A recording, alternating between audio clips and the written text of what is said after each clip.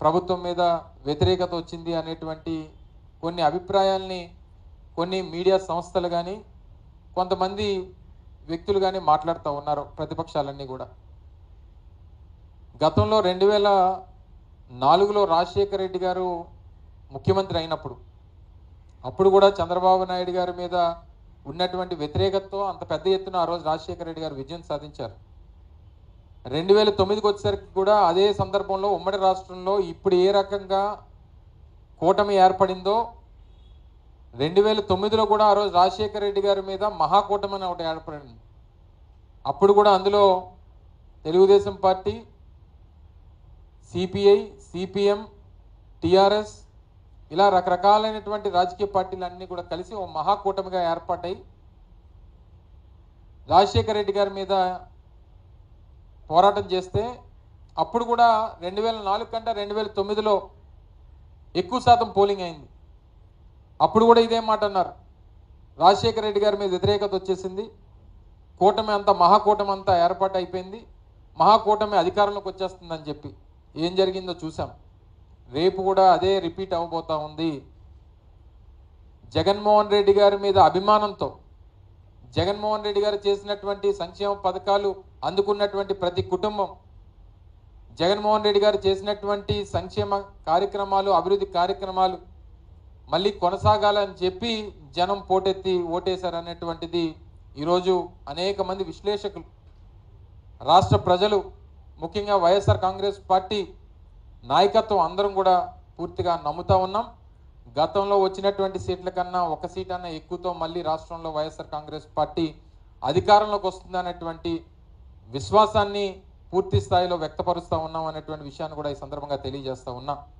ముఖ్యంగా అర్బన్ ప్రాంతాల్లో ఉదాహరణకి నాకు తెలిసి విశాఖపట్నం పార్లమెంట్ పరిధిలో దాదాపు 68-69% పోలింగ్ నమోదైంది. సహజంగా ఎక్కడున్నా సరే అర్బన్ ప్రాంతాల్లో ఏ రకంగా గతంలో ఓటింగ్ ప్యాటర్న్ ఉందో 1 or 2% అటు ఇటుగా నడిచింది.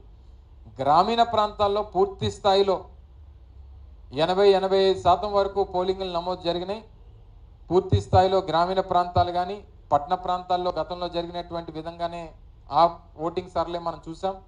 గ్రామీణ ప్రాంతాల్లో పూర్తి స్థాయిలో 100-80-85% పోలింగ్ నమోదైనటువంటి పరిస్థితులు మనం అంతా కూడా కనబడతా ఉన్నాయి. ఏ రకంగా రైతులకి వైఎస్ఆర్ కాంగ్రెస్ పార్టీ అండగా నిలబడిందో, ఏ రకంగా మహిళలకి అండగా నిలబడిందో, ఏ రకంగా మధ్యతరగతి మిగిలినటువంటి బడుగు బలహీన వర్గాలకి, ముఖ్యంగా ఎస్సీ, ఎస్టీ, బీసీ, మైనార్టీ వర్గాలకి ఏ రకంగా అండగా నిలబడిందో ఒక మన బూతుల తాలూకా ప్యాటర్న్ చూస్తే, ఉదాహరణకి ఒక నియోజకవర్గాన్ని తీసుకుంటే ఆ నియోజకవర్గంలో ఉన్నటువంటి ఆ ప్రాంతంలో ఉన్నటువంటి వర్గం ఏ వర్గంకి ఉంది, ఏ వర్గం ఆ బూత్లో ఓటింగ్ ప్యాటర్న్ ఏ రకంగా ఉంది, ఇవన్నీ చూసిన తర్వాత క్లియర్గా స్టాటిస్టిక్స్ అనేటువంటివి కనబడతా ఉన్నాయి. తప్పకుండా వన్ సైడెడ్గా మళ్ళీ జగన్మోహన్ రెడ్డి గారు అధికారంలోకి వస్తారు, మళ్ళీ విజయం సాధిస్తాం, గతంలో వచ్చినటువంటి నంబర్స్ కన్నా మెరుగైనటువంటి నంబర్స్ వస్తాయనేటువంటిది కూడా పూర్తిగా కనబడతా ఉంది. కేంద్రంలో కూడా తప్పకుండా ఈసారి రాష్ట్రంలో వైఎస్ఆర్ కాంగ్రెస్ పార్టీకి వచ్చినటువంటి పార్లమెంట్ అభ్యర్థుల ద్వారా వారి మద్దతు పూర్తి స్థాయిలో అవసరం పడుతుందని చెప్పి కూడా పూర్తి స్థాయిలో ఆశిస్తూ ఉన్నాం. ఎందుకంటే ప్రధానమైనటువంటి అంశాలు, ఉదాహరణకి స్టీల్ ప్లాంట్కి సంబంధించి కానీ, లేదా పోలవరంకి సంబంధించి కానీ, రైల్వే జోన్కి సంబంధించి కానీ, ప్రత్యేక హోదాకు సంబంధించి కానీ, ఇలా ప్రధానమైనటువంటి అంశాలన్నీ కూడా ఈరోజు ఆంధ్రప్రదేశ్ రాష్ట్రానికి అవసరమైనటువంటి అంశాలు, సెంటిమెంట్గా ఉన్నటువంటి అంశాలు, ఇవన్నీ కూడా రేపు రానటువంటి కాలంలో భవిష్యత్తు ఆంధ్రప్రదేశ్కి ఉపయోగపడేటువంటి అంశాలన్నిటి కూడా కేంద్రంతో ముడిపడి ఉన్నాయి. కాబట్టి మన రాష్ట్రంలో వైఎస్ఆర్ కాంగ్రెస్ పార్టీ ఎంపీల తాలూకా అవసరం తప్పకుండా పడుతుందని చెప్పి ఆశిస్తూ ఉన్నా. పరిస్థితులు కూడా ఆ రకంగానే కేంద్రంలో కనబడతా ఉన్నాయి. ఏ పార్టీకి కూడా వన్ సైడెడ్గా మెజారిటీ వచ్చేటువంటి పరిస్థితులు లేవనేటువంటిది మొదటి 4 విడతల్లో ఉన్నటువంటి రిపోర్ట్స్ని బేస్ చేసుకొని మనకు కనబడతా ఉన్నాయి. కాబట్టి దేవుడి దయ వల్ల ఆ అవసరం కూడా, మన అవసరం కూడా కేంద్రంలో ఏర్పడేటువంటి ప్రభుత్వానికి పడాలని, తద్వారా మన రాష్ట్రానికి ప్రయోజనాలు కలగాలనేటువంటిది కూడా పూర్తి స్థాయిలో ఆశిస్తూ ఉన్నాం. సో ఎటొచ్చి రానటువంటి కాలంలో ఏ రకంగా పరిస్థితులు మెరుగైనటువంటి జీవనం రాష్ట్ర ప్రజానికానికి అందించాలి, ఏ రకంగా ప్రతిపక్షాలు ఈరోజు రాష్ట్రంలో ఉన్నటువంటి కూటమి పార్టీలు ఫ్రస్ట్రేషన్తో ఏ రకమైనటువంటి గొడవలు సృష్టించాయో, రాష్ట్రంలో అనేక ప్రాంతాల్లో ఏ రకంగా ఇబ్బందులు పెట్టారో, ఏ రకంగా రెచ్చగొట్టారో, ఏ రకంగా ఇబ్బందులు పెట్టేటువంటి కార్యక్రమం చేశారో, ఏ రకంగా దాడులు చేశారో ఇవన్నీ కూడా ప్రజలు గమనించారు. సో తప్పకుండా రానటువంటి కాలంలో ప్రతి దానికి వారు సమాధానం చెప్పాల్సినటువంటి అవసరం ఉంటుంది, బాధ్యత తీసుకోవాల్సినటువంటి అవసరం ఉంటుంది.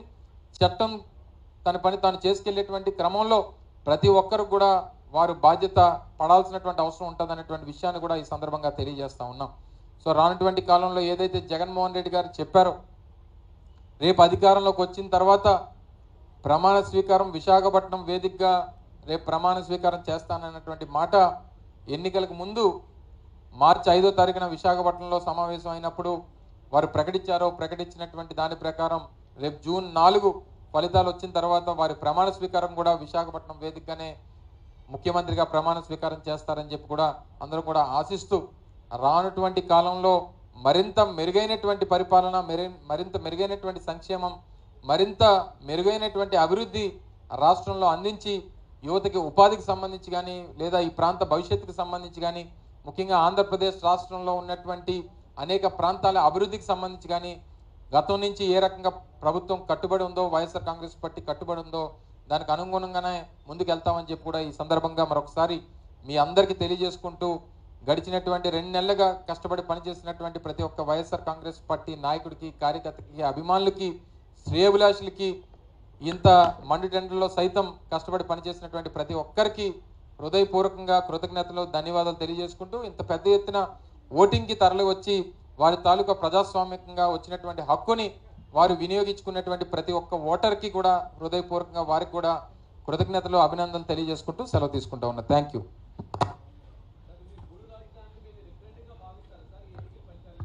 ఆబ్వియస్గా కదా ఫలితాలు ఏ రకంగా వస్తాయో, మేము చేసినటువంటి గడిచినటువంటి 5 సంవత్సరాల పరిపాలన, మా తాలూకా విధానాలు, మా తాలూకా నిర్ణయాలు, మా తాలూకా ఆలోచనలకు అనుగుణంగానే రేపు ఫలితాలు. ప్రజాస్వామ్యంలో ఇదే కదా,